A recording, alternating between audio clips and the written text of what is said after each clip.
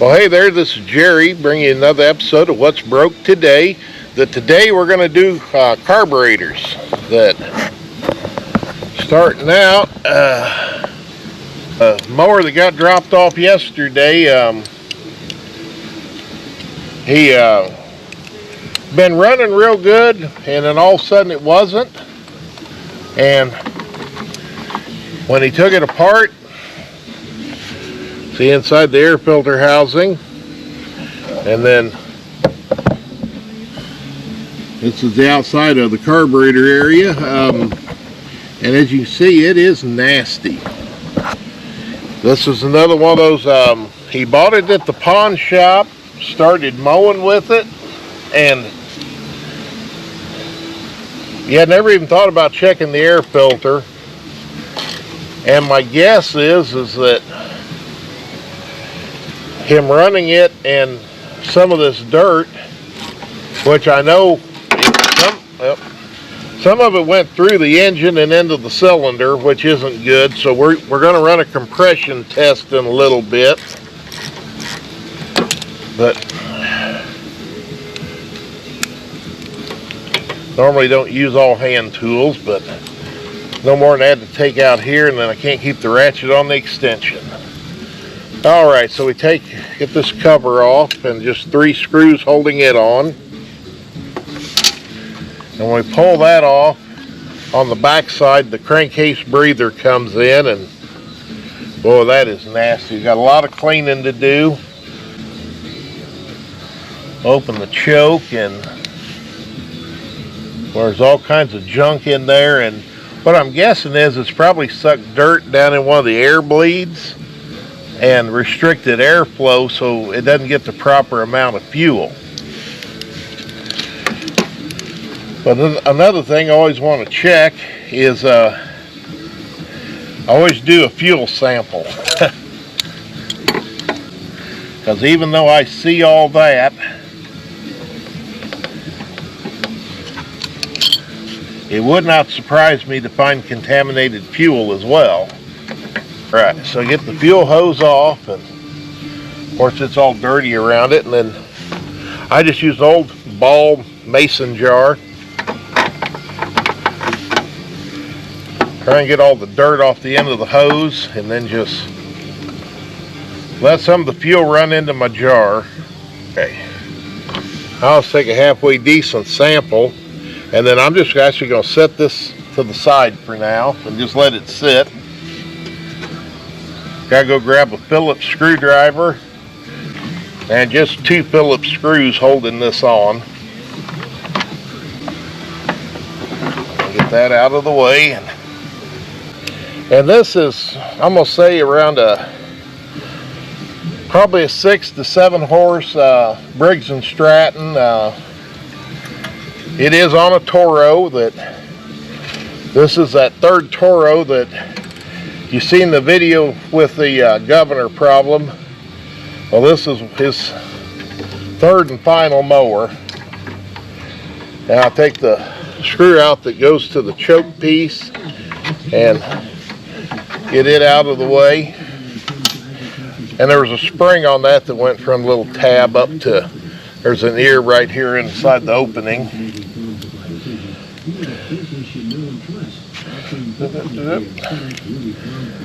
We get our other socket, and when we take the 2 screws out and we get out of the way, then where the governor shaft hooks onto it, we just pull it down and wiggle it a little, and the carburetor slides right out. And I'll see if I can hold that up there, but you can see inside of there. Let me turn the light on. Inside of there, it is just all dirty and nasty. All kinds of dirt. And we got some buildup on the back side, and you can see the outside of it. I'm going to blow all that off. Well, I'll probably tap it on the ground first.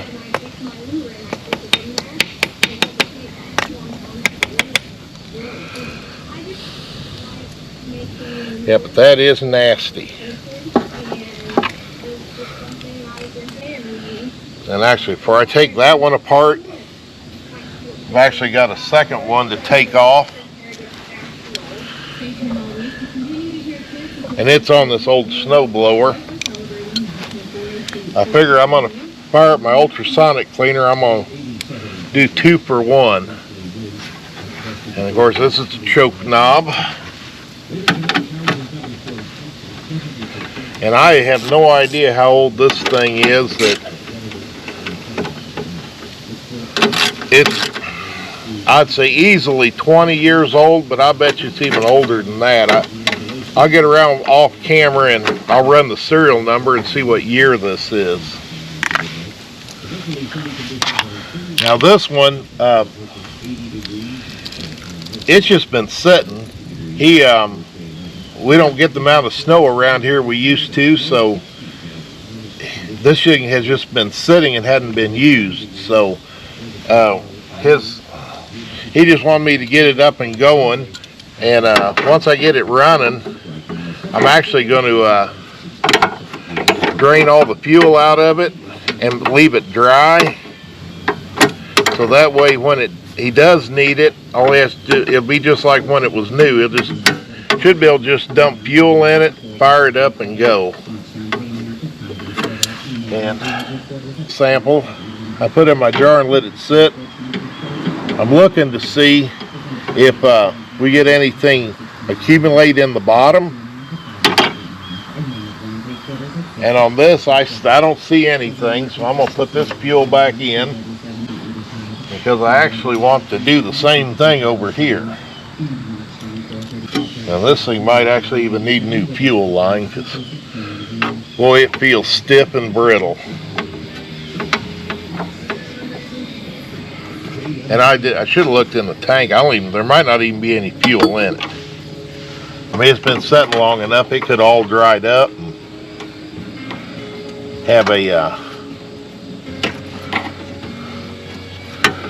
fuel tank full of gummy old deposits with oil in it, because this is a 2-stroke. Yep, and there is nothing in it. So, all right, back with my torque screwdriver. I'm going to start out taking this off so I can look down inside the throat of this. And because this is, being a snowblower, snowblowers do not have air filters. That actually, maybe it's a little bit of dirt, but that don't really look too bad. Should just brought the whole socket set over. So, take the float bowl off. Oh, and you know what? Look down on the bottom of the bowl. There's the needle valve. So somebody's already been in here, because normally you can't get the needle valve out till you take the float off. And the other thing we look at is the gasket, the washer that goes on the bolt. Make sure it's in good shape, which you really should replace. And I probably got one. And then the nut on a lot of these, this is a Tecumseh style. And of course, this is a 2-stroke motor with oil and gas mixture, but you see all that buildup that in between where the top threads and the bottom threads are.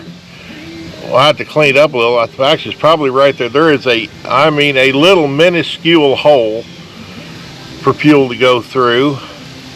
There's a larger hole down in between the threads and the nut part. And then our main jet comes up through the center down inside of there. And it is full of junk.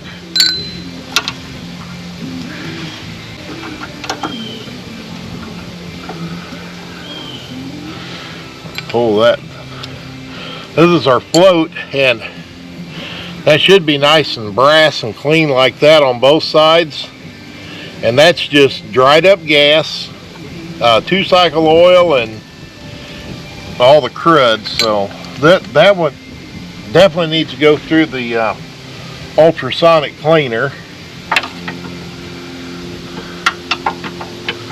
And go up in here.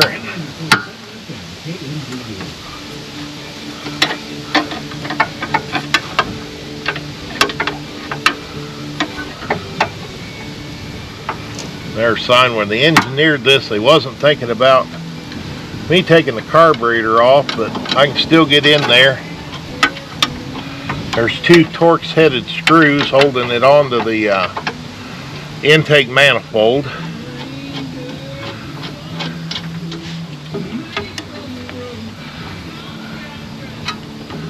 Get our bolts out.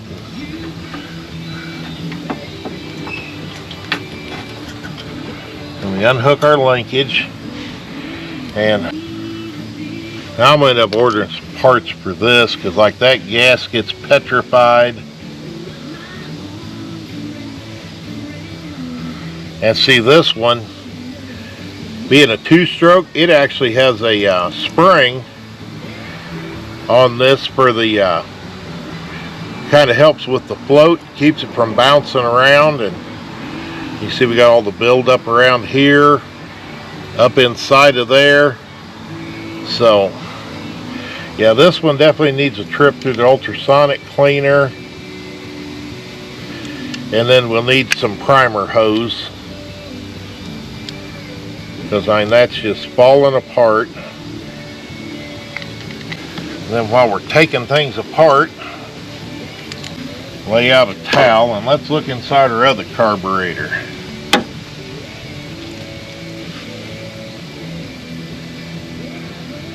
Funny thing is, when I laid this down, so, well, there gas is trying to drain out. Trying to drain the gas out instead of getting it on my rug. I just let it leak out on the driveway and evaporate.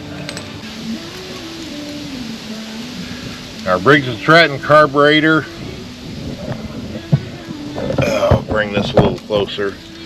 See all kinds of stuff. It's small stuff, but there's stuff in the bowl, and that should be clean. Likewise, our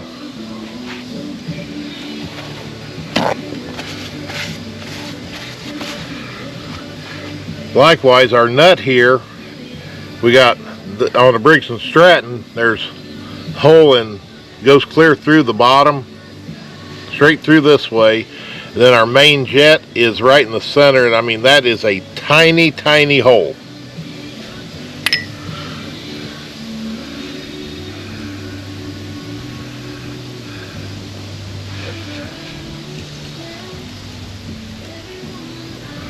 And then our float hinge pin,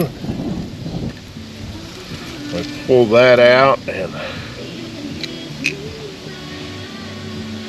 the needle valve, which not much actually goes wrong with the needle valve on these Briggs & Strattons that are on these, well, this is what we call an L head, because it's got the valves are in the block instead of in the head, so it has the finned head with the spark plug right in the center.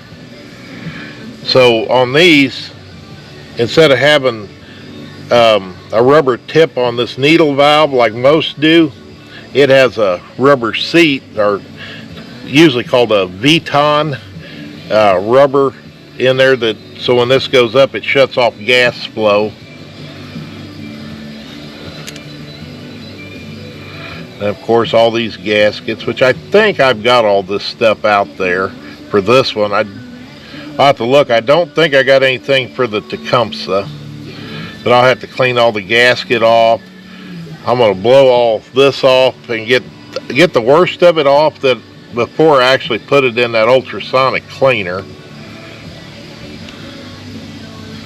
Yeah, we'll take a break from the video, and I'll get this blue off and get everything ready, and then I'll show you the ultrasonic cleaner.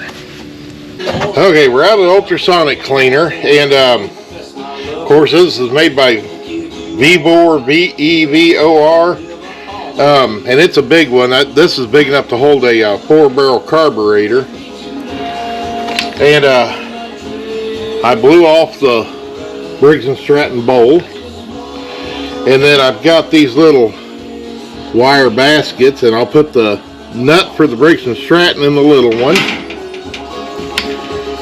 And then it's our float. And of course, easy to tell these two bowls apart because the size is different. You know, that one will fit inside of that one, so you don't have to worry about confusing those. And same way with this little stuff here, we don't have to worry about confusing it, but I put it in the larger little wire thing. And then our snowblower carburetor, which really wasn't too bad other than what's inside. And then our Briggs & Stratton one, I took the air hose and blew the worst of the dust off. And then the solution that's in this is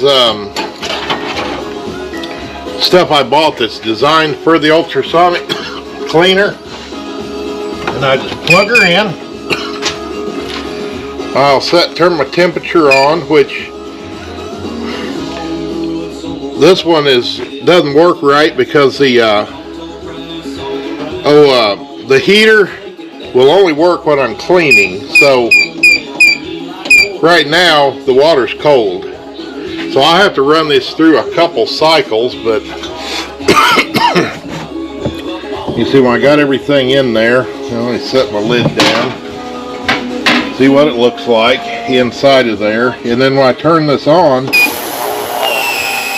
you hear it vibrating, and probably can't see in the, well, you might. You start seeing how it starts stirring things up.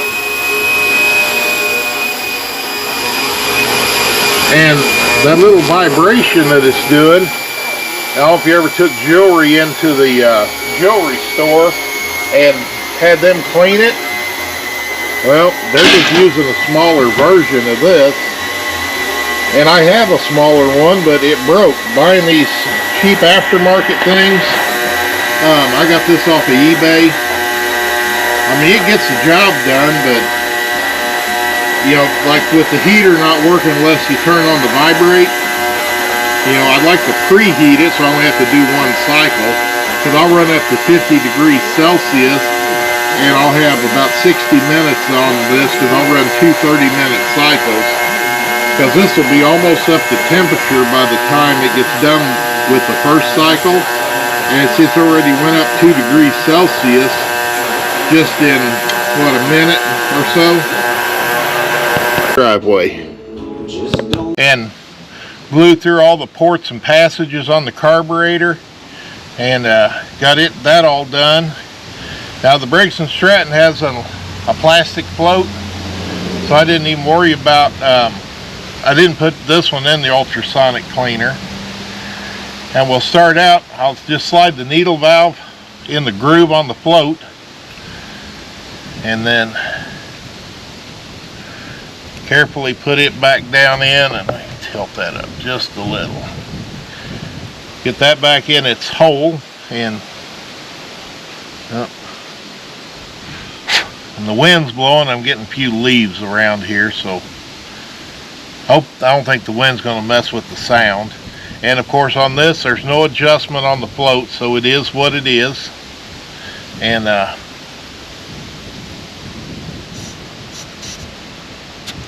all seems real good.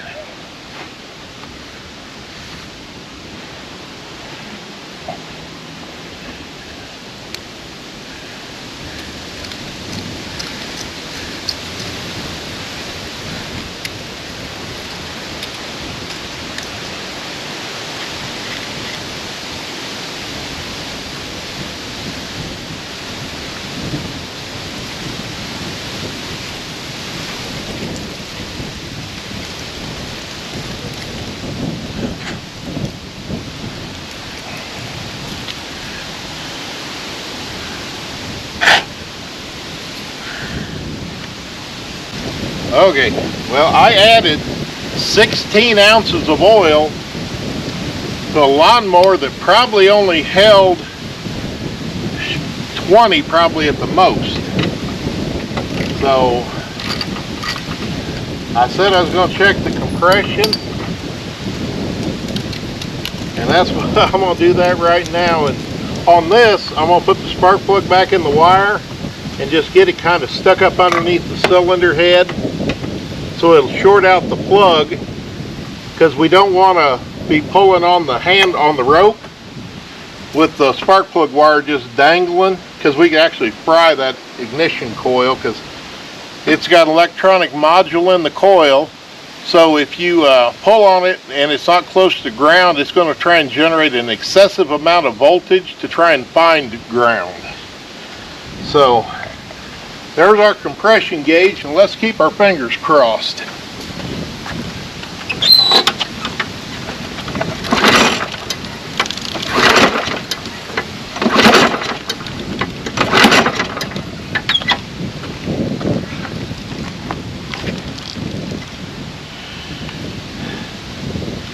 And I got about 40 pounds of compression.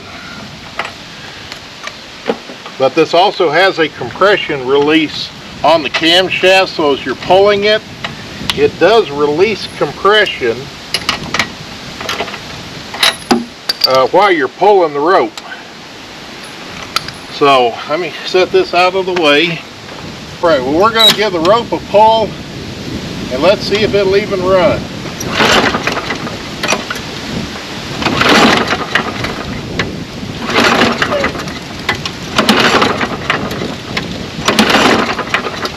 I'm going to say I did a bunch of work when I probably should have checked that oil first.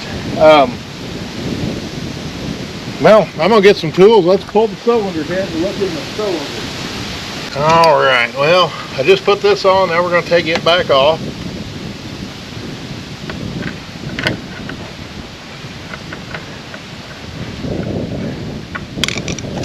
I'll just flop it over on the back and get that out of the way, because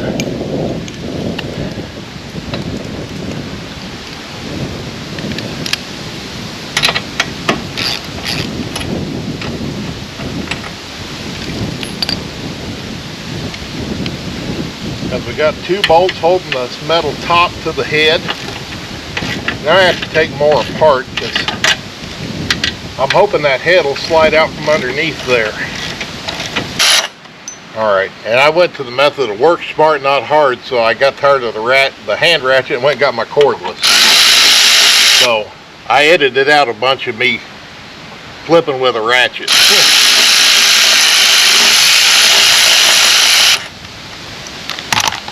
Now on this,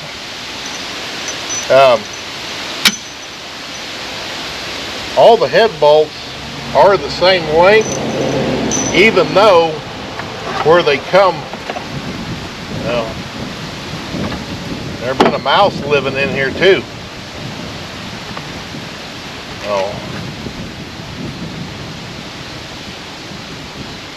We got a lot of carbon buildup.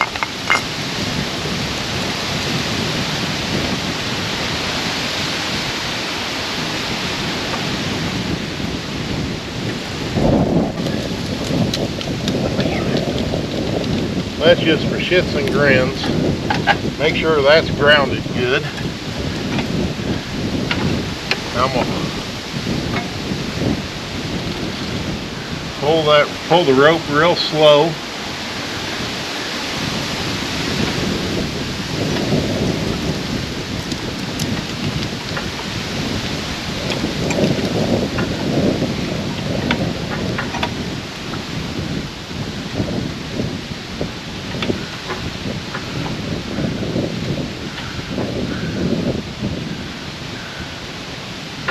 Well, and I zoomed in so you could see a little better, but if we look inside the cylinder, which I moved the light up, you look down there along the bottom, there on the side, there around the top, you see those straight lines? Not quite as bad over there, but well, that down on the bottom right through there looks really bad. And if I take my finger, it catches on that.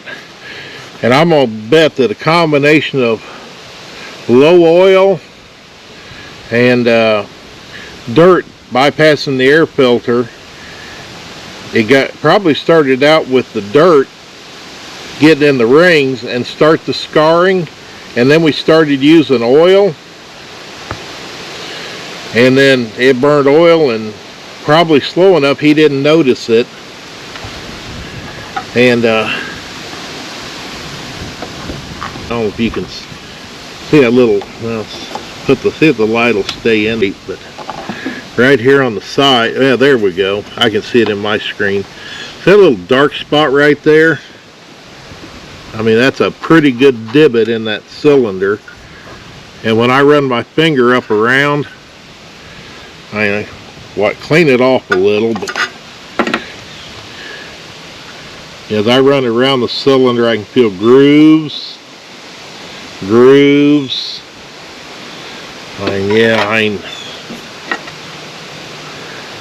We're basically, time you rebuild this engine is probably not economical, you know, all the labor hours, because that cylinder would have to be bored out. So, well, I guess I'm going to end the video and give him a phone call.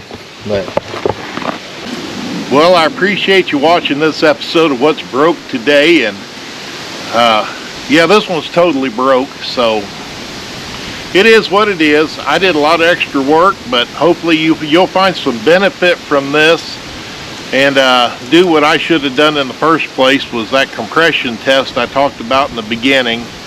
But oh well, I'm gonna give him a call, give him the bad news. That hope if you found this video helpful, you can give me that thumbs up. Love for you to subscribe to my channel, because there's no telling what you're going to see next on What's Broke Today. Thank you.